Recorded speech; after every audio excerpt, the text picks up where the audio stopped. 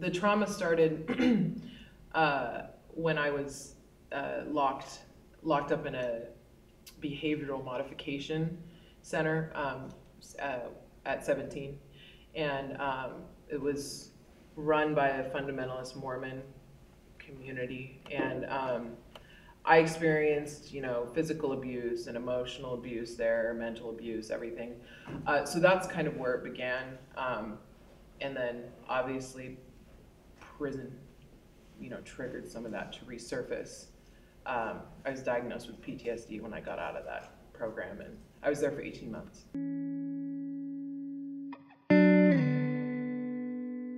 Prison did not provide me with a safe environment, or did not make me feel protected. I mean, it was my first time there, obviously, and I was still on intake when a sergeant listened to a video visit that I had where, there were some sexual things said, and then I was very upset that day because they had done a search in my bunk. I mean, I was still coming off a lot of drug use, and so I was insane, and I hadn't gotten back to a clear state of mind, and so I, was cursing and saying, I didn't say anything threatening or violent at all. Anyways, the sergeant listened to this, and she called me in. Well, I was informed that I was going to be getting, it's a violation where they drop your level, they take you to SEG usually, so I was informed that that was happening. This cop comes up and just gives me this piece of paper. I didn't know what was going on, but all these girls started gathering around. They're real interested.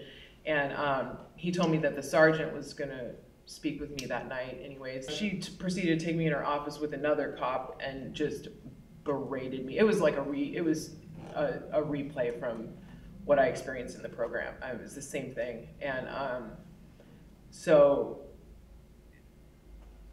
and she actually brought up, she somehow knew about that I had been in that program. And she said, well, I've read something in your file about, you get really freaked out when we take out the rubber gloves. And I was like, yeah, I do. I was in a program where I was abused. And she said, well, I don't believe that.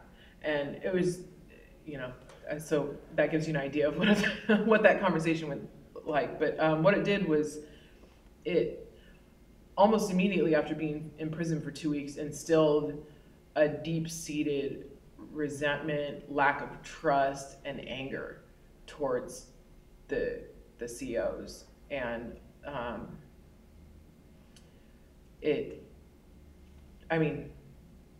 yeah, that's what I guess that's what I'm trying to say. So no, I didn't, prison was not a safe or protective environment for dealing with any of that. If anything, it re-aggravated things that had been dormant for a while.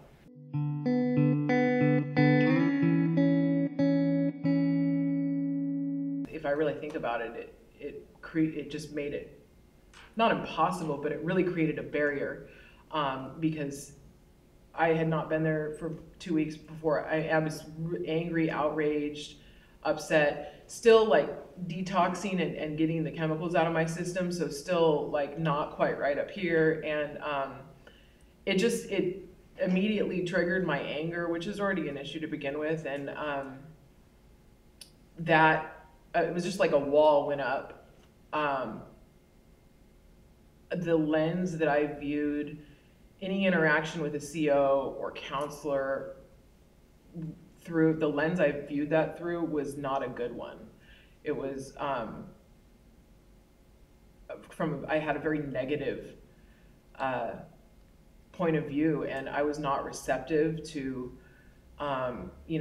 direction or feedback. I mean, I learned quickly from that experience I needed to fall in line, and but if I really think about it, that probably had a pretty big effect on how I did my time and what I got out of it.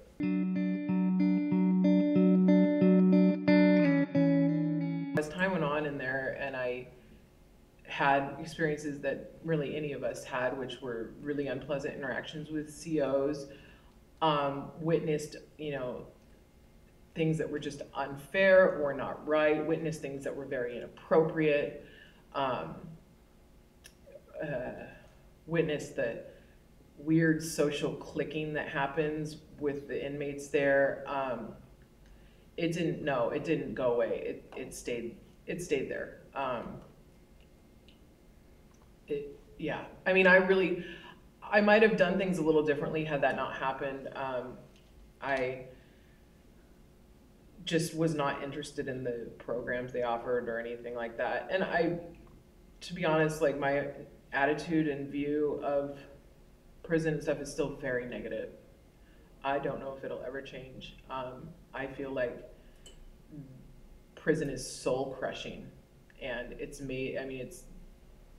meant to break your spirit. Some people come out of there with it still intact and others don't.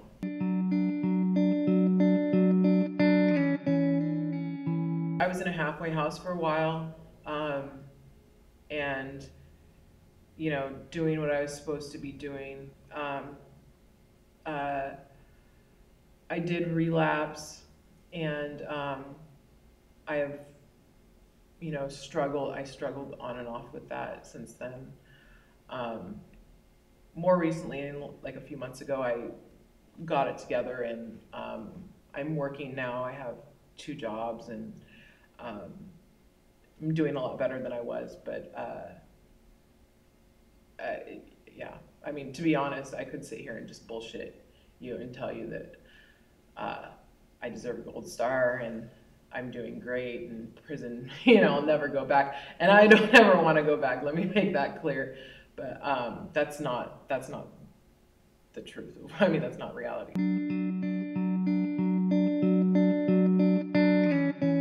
I was very fragile, very, very fragile.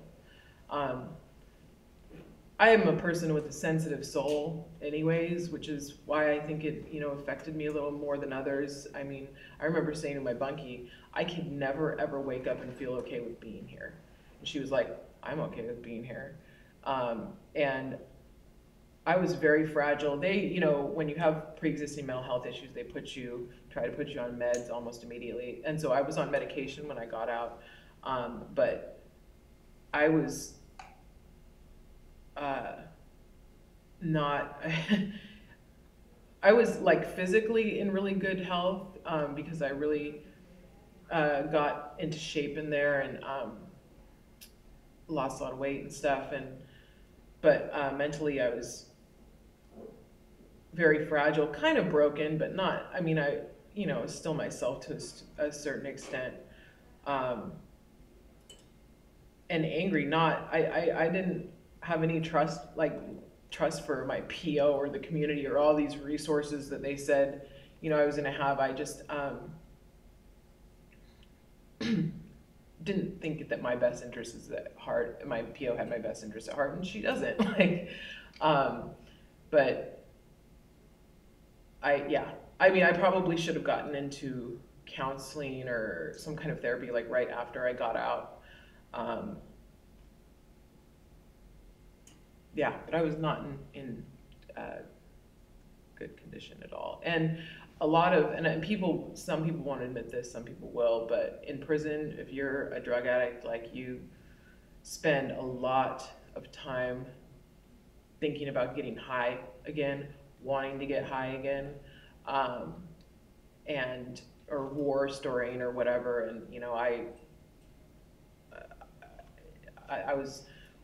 I spent a lot of time in there fantasizing about that. I mean, that is, my emotional coping skill. So I definitely came out of prison with those kind of thoughts floating around, which is not a good disposition to have right out of the gate. So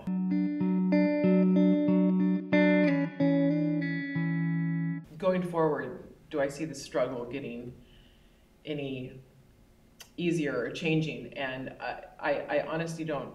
I feel ambivalent about that. One thing I feel like prison kind of took from me is hope.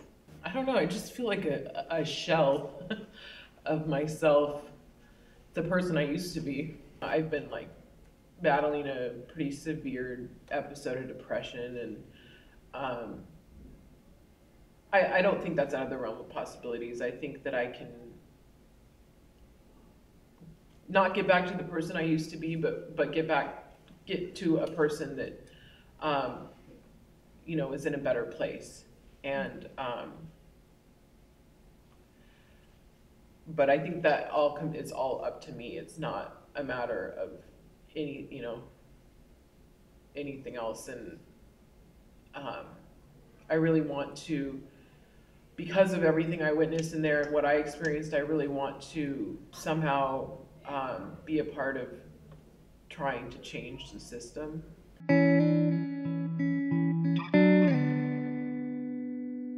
Initially I thought I wanted to go to law school and be a public defender, but I don't. Not so much anymore. What I would do was, I really believe that there have been several times where I've thought to myself, why didn't anybody ever tell me that this is what happens when you get a felony? This is what happens when you have drugs on your person and you get arrested and you've never been arrested before, but you have drugs on you, and then you end up with a charge that sends you to prison, because that's essentially what happened to me. Why didn't anyone ever tell me this, that I can't find housing? And so the ways I would change it would be, I would like to educate kids about those things and the impact that getting in trouble can have on your life in the long term and the short term. Because honestly, even the person I hate the most or whatever, I would not wish prison on anybody, on anyone, or being incarcerated. I think there's a real lack of education. There is no education out there about the process. Most people, especially the COs, anyone is one bad decision away from being in prison. And it's like, in this society, good luck if you get charged with something, even if it gets dropped. Good luck, wiping that off your record. And the things like the whole process of being convicted and charged and given a public defender, and what are your options. The ways I would change it would be to just educate younger generation about those things, and the reason why would be to prevent them from having to experience it.